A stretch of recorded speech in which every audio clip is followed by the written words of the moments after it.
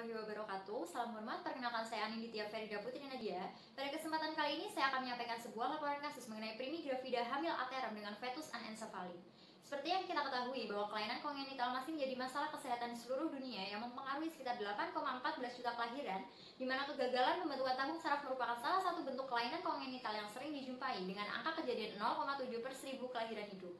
Anencefali merupakan kegagalan dalam pembentukan tabung saraf pada masa-masa awal kehamilan, yaitu 24 hingga 26 hari pasca pembuahan, di mana hal ini juga dipengaruhi oleh berbagai faktor, termasuk faktor genetik, nutrisi, lingkungan, dan juga kondisi kesehatan maternal. Anencefali ini bersifat letal, di mana janin yang dapat lahir hidup biasanya hanya dapat bertahan dalam beberapa jam.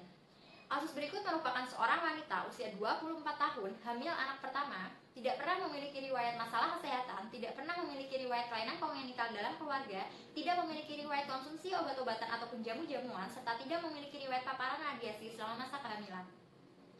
Pada masa awal kehamilan, pasien belum pernah memeriksakan kandungannya ke dokter ataupun ke bidan, dan pasien juga tidak mengkonsumsi suplementasi tambahan untuk ibu hamil. Namun, saat usia kehamilan memasuki 11 minggu, pasien mulai melakukan pemeriksaan antenatal care yang pertama ke bidan, dan sejak saat itu pasien mulai rutin mengkonsumsi vitamin seperti asam folat, vitamin B kompleks, kalsium, ataupun zat besi.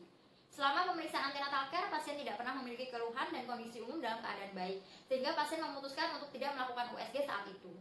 Pada usia kehamilan sudah memasuki trimester 3, yaitu usia kehamilan 34 plus 3 minggu, pasien melakukan pemeriksaan ultrasonografi untuk pertama kalinya dengan dokter spesialis kandungan.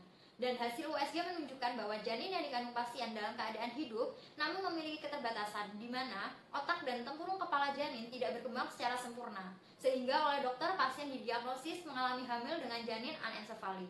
Dokter spesialis kandungan telah memberikan penjelasan terkait dengan kondisi janin yang dikandung oleh pasien, namun pasien memutuskan untuk tetap mempertahankan kehamilan hingga usia kehamilan aterem.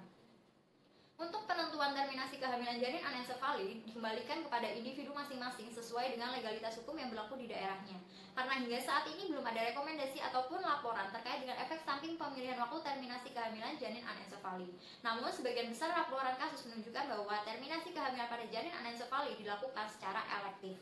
Berdasarkan kasus ini dapat disimpulkan bahwa pemeriksaan antenatal care, pemeriksaan ultrasonografi, serta suplementasi kehamilan sebaiknya dilakukan sedini mungkin untuk mencegah adanya masalah-masalah dalam kehamilan yang dapat mengancam janin dan juga ibunya.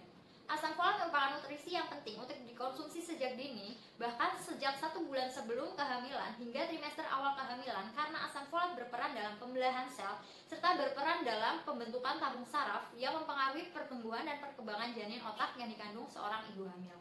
Demikian presentasi yang saya sampaikan. Apabila ada kekurangan atau kesalahan, saya mohon maaf. Wassalamualaikum warahmatullahi wabarakatuh. Cintai janinmu, periksa NCS